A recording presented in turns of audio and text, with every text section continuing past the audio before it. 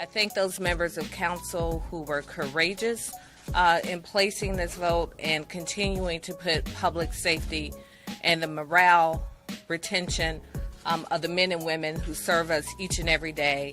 We've talked about 21st century training, 21st century policing.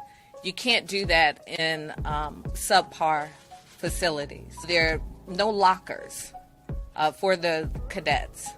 The roof is leaking. It has mold. The list goes on. And people have said we need to abolish the police and defund the police. Well, I don't know how you do that unless somebody is going to abolish crime.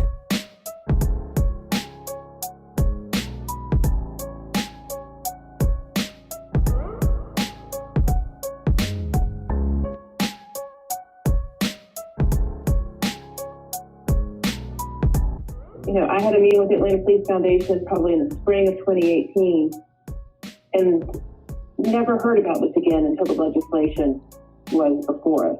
I couldn't even tell you what the criteria was for finding a location because I think the decision was made so early on by a small group of people.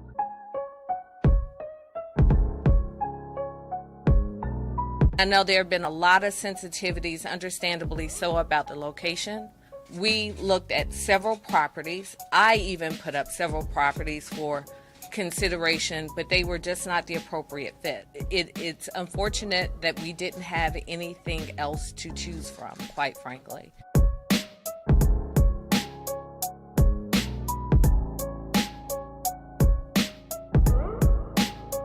I know during last night's city council meeting, you could hear protesters in the background from people showing up at people's homes protesting last night.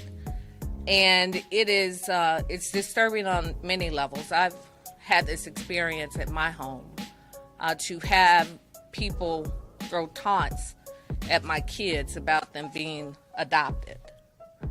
And my husband said it best. He said, when people do that, sometimes bad things happen to good people. So at the end of the day, we're all human. So if I get bad service at Dunkin' Donuts, I don't show up at your house yelling, berating your family. And thankfully, when it happened at my home, it was tough, but I didn't go outside and drag the woman in my yard like I wanted to do when she began to taunt my children. But you can't always expect that everybody's going to have that same response.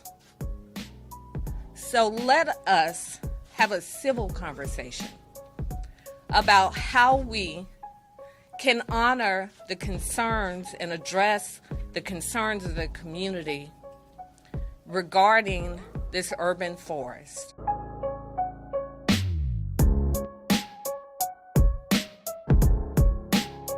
I've not been a part of any discussions on any major redevelopment in the city where there's not been criticism on the process. It's not ever a pretty process. It wasn't a pretty process when we built the Mercedes-Benz Stadium. It wasn't a pretty process when we redeveloped Turner Field. I don't expect this to be any different, but I do know that the outcomes of both of those redevelopments have been satisfying to the community, and that is what our goal will continue to be.